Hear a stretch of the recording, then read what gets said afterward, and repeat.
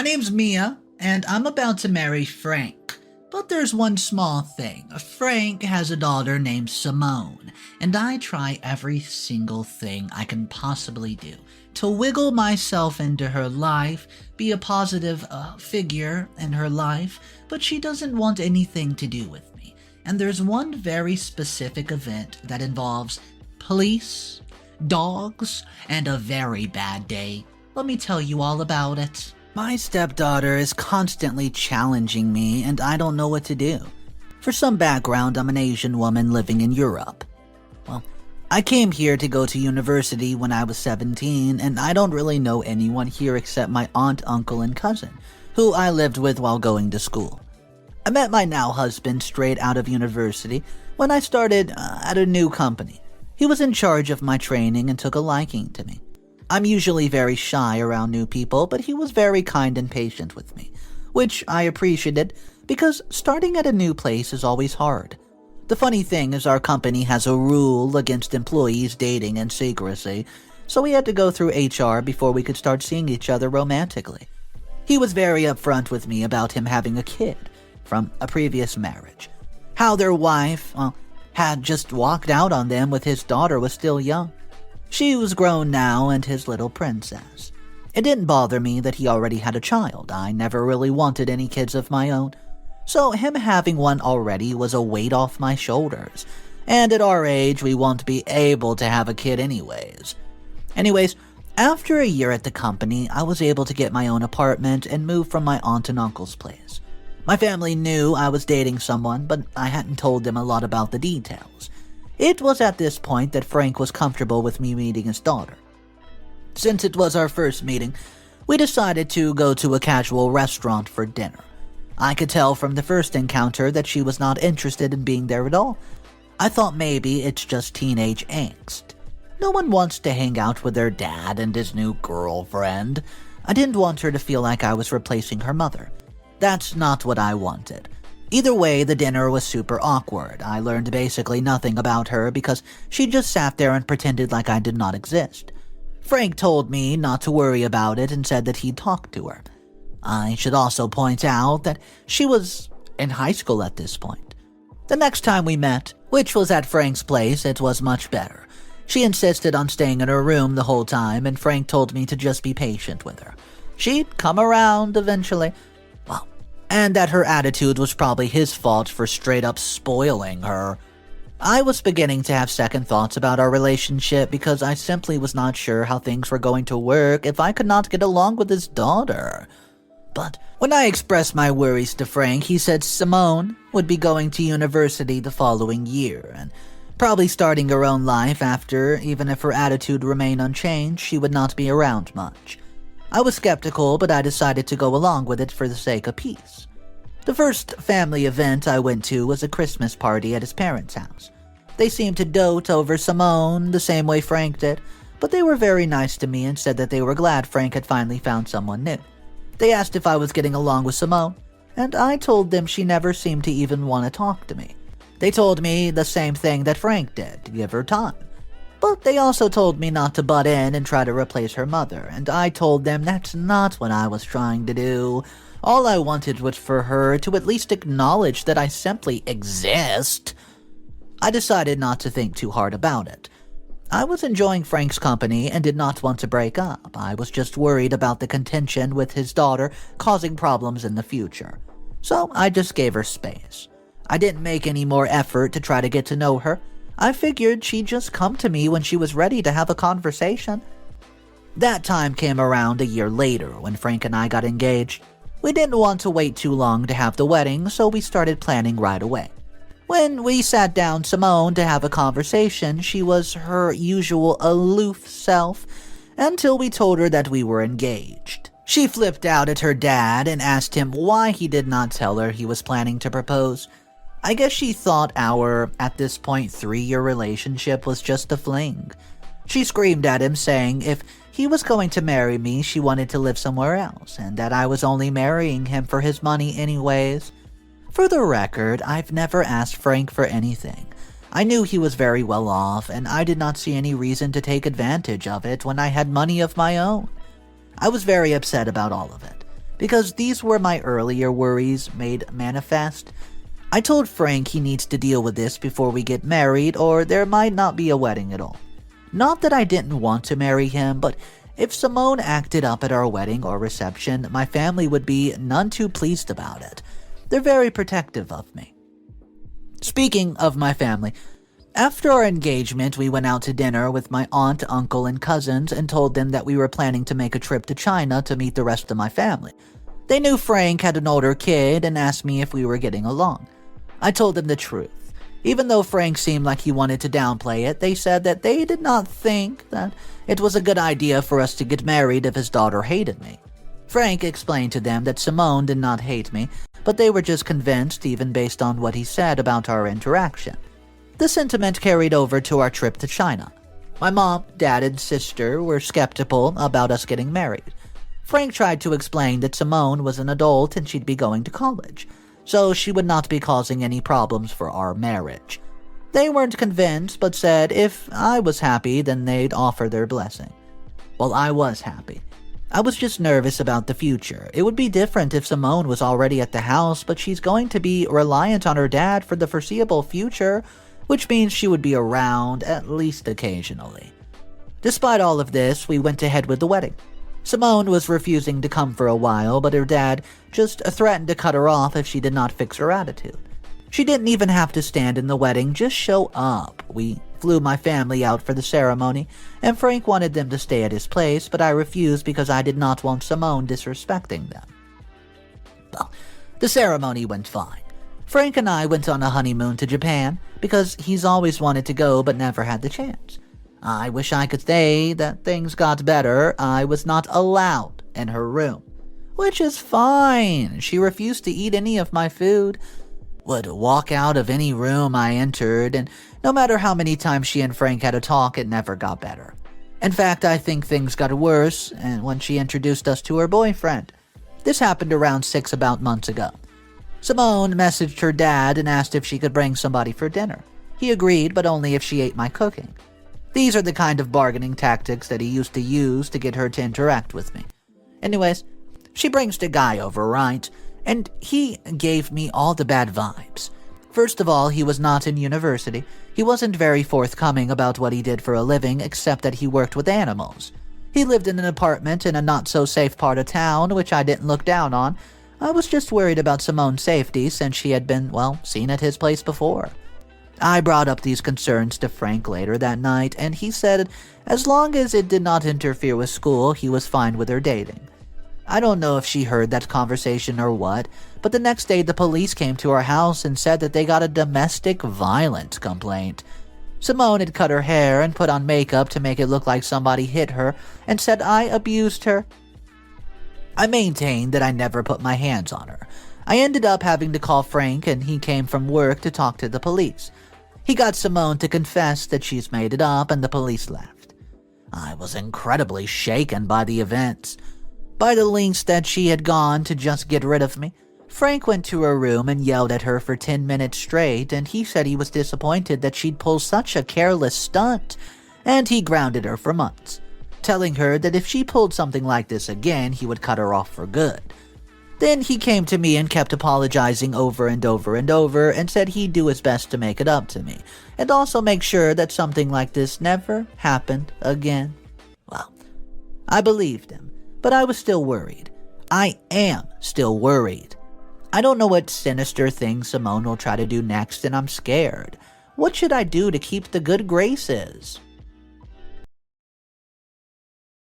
I didn't think this situation could get any worse, but here we are. So the other day, I overheard Simone inviting her friends over to the house on the weekend to hang out in the pool and such. This isn't abnormal. She has friends over all the time when Frank and I are at work. It's fine as long as they don't wreck the place. However, when I heard her talking, she said that they were going to be like 50 people coming over, which is way too much. On top of that, her boyfriend was going to bring some of his people too. I usually don't approach Simone about these kind of things, but Frank would be out of town for work on the weekend, which is why Simone was probably planning it for that. I asked, delicately, if she told her father that she was having guests over, and she called me nosy, told me to stop eavesdropping on her conversation, and also informed me that it's none of my business who she had over at her dad's house. I ignored the rudeness and told her I didn't think her dad would appreciate having a bunch of rowdy college students running through his house. She said if anybody wanted to know what I thought, they would have asked. Oh, I ended it there. A few hours later, I got a call from my in-laws, telling me to stop antagonizing their grandchild. They said if Simone wanted to have her friends over, then I should just let her have them over. It was just a little get-together and not a big deal, so it wasn't just Simone against me this time. It was everyone. When Frank came home that evening, we had a talk. I told him that I was feeling very isolated in this family unit. It felt like nobody was listening to me. Simone hated me, his family hated me, and I was missing my own family more and more, and I did not feel at home in this house because his daughter was so hostile. I was considering getting my own apartment just so I could have a bit of peace. He listened to my concerns and said he'd make things right. He wanted to address all of this earlier, but things have been so stressful at work that by the time he gets home he's too tired. He just wants to eat, lie down, and to be honest, it sounded like we were both having a tough time and just needed a break. The next day, Frank had a long talk with Simone. At this point, I heard screaming coming from upstairs. He told her he was cutting her off until she got her act together, and he also told her that there would be no party while we were away, because surprise, surprise, he's taking me on the work trip with him. Well, she would be staying with her grandparents while we were away, and her dad would monitor the cameras to make sure she did not do anything stupid. All in all, I'm happy with the decision. I think Simone might hate me more now, but it's nice that Frank stood up for me. Finally. Hey guys, I don't think anything else would happen after my last update, but my fears about Simone and her boyfriend have been proven correct. When Frank and I came back from the trip, things seemed normal. Simone was her usual cold self, nothing I wasn't used to. About a week ago, she came to her dad and asked if it was okay if she brought a dog to the house. Apparently, it was a dog that her boyfriend was pet-sitting for a family, and he had a family emergency to take care of. He asked if she could watch the dog for a few hours. Frank said it was fine. Her boyfriend came and dropped off the dog, a little Maltese. It seemed a little shaken up and kept growling at everyone. Simone's boyfriend said it's because the dog is an unfamiliar place and did not enjoy the car ride. Simone took the dog to her room and her boyfriend came and picked him up later. No problem. Well, then I started noticing something strange. Remember how I said Frank had cut her off? She started coming home with a lot of expensive stuff. iPads, MacBooks, high-end clothing, jewelry, makeup, you named it. It seemed as though every weekend she was going shopping and coming home with a mountain of bags. I did not think anything of it. Maybe she had some savings somewhere. Until I was heading to visit my family one day. I usually take the train because it's easier, and while I was waiting on the platform, I noticed a flyer for a missing dog. The same dog Simone had brought to the house, and I took a picture of the flyer, not knowing what I was going to do yet. I considered going to Frank, but I did not want to stress him out with this when the work was already hard for him. I thought about it for a while and decided to tip off the family anonymously. I didn't know where Simone's boyfriend lived, but I had his full name and Simone's full name, and I was sure to give Simone the benefit of the doubt. I don't know if she knew the dog was stolen. Her boyfriend may have lied to her. At first, I thought maybe this was just a strange coincidence, but I double, triple, and quadruple. And the day the dog was last seen was the same day Simone brought it into the home. I'm super nervous about what's going to happen now, but I could not just sit quietly. If it was my dog and somebody knew what happened to them, I'd be upset if they did not tell me. Best case scenario. Simone is innocent and she'll hopefully helps the family and possibly the police locate the dog.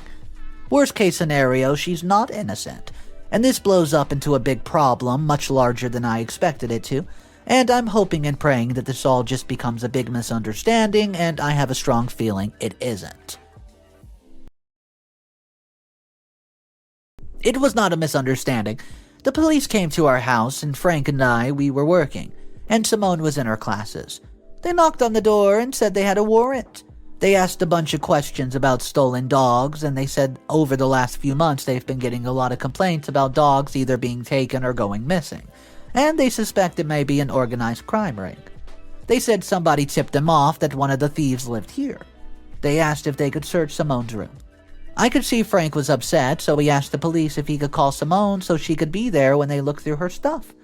They said that it would be the ideal solution. Her university wasn't far from where we lived, so it would not take long for her to get here. I offered the officers some coffee in the meantime and asked them a few questions. They had pictures of suspects and Simone's boyfriend was one of them. Frank swore to the police that we did not know about any of this, explaining that the dog had only been there a few hours and we were under the impression that she was helping her boyfriend's dog.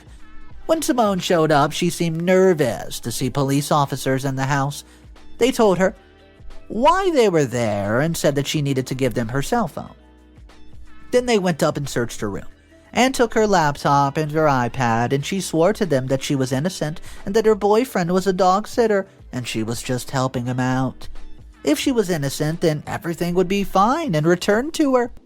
Well, after the police left, Frank went off on Simone. He yelled for like 10 minutes straight to the point where his voice went hoarse. He said that he did everything he could to give her a good life and teach her how to make smart decisions, and she repaid him by bringing the police to her doorstep. He told her if the police came and locked her up, he'd leave her in jail rotting, because that's what she deserved after putting him through this. She went upstairs crying, and Frank went back to our office to get back to work. When I joined him, he was on the phone with his parents, telling them about what happened, and he started yelling at them at one point. I guess they wanted him to cover for Simone somehow. He said if she was a criminal, he was not going to enable it. She needed to learn her lesson. It's not like this was a weird, obscure crime that nobody knew about. This was stealing.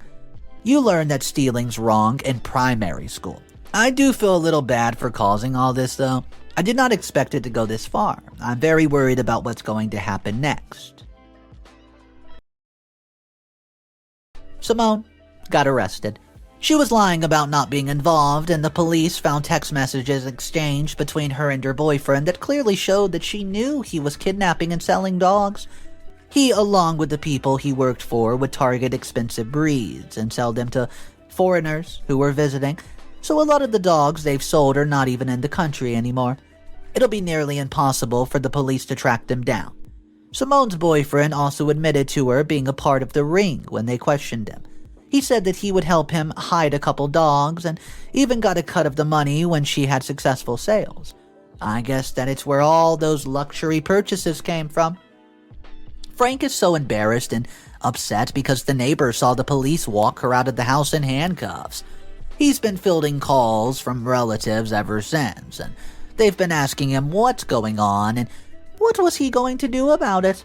As far as I know, Frank was not planning on doing anything. Simone would be on her own finding a lawyer, just to represent her, unless someone from his side of the family stepped up. Later that day, we were eating dinner, and he asked if I thought he was a bad parent. I did not, at all. His style of parenting is a lot more gentle than I was used to seeing, but I would not describe it as bad. And I think he was being more gentle with her because of what happened with her mom. I don't have any kids, so I can't really give parenting advice, but sometimes things don't always go our way, and I guess that's true for raising kids too. He trusted Simone and she burned him, and I don't know how to tell him I was the one who tipped off the police. At this point, I don't think I will. I don't feel bad for doing it. I feel bad for the way it stressed Frank out. So I asked him if he would like to go somewhere the next time we take a holiday. Our time away at the seminar was really wonderful, and we haven't really done anything since our honeymoon. We thought it was a good idea, and he looked around online for tickets and hotel prices. I'm glad I was at least able to cheer him up for a little bit. I'm looking forward to our holiday later this year.